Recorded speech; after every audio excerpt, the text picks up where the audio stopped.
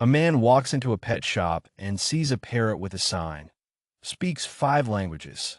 Amazed, he asks the parrot, "Can you really speak 5 languages?" The parrot nods. "Of course. English, Spanish, French, German, and Python." The man frowns. "Python? That's not a language."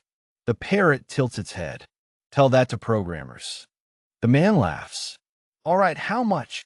The pet shop owner says, $5,000. The man gasps, "That's expensive." The parrot smirks. "Well, you're the one who want a bilingual bird that can code."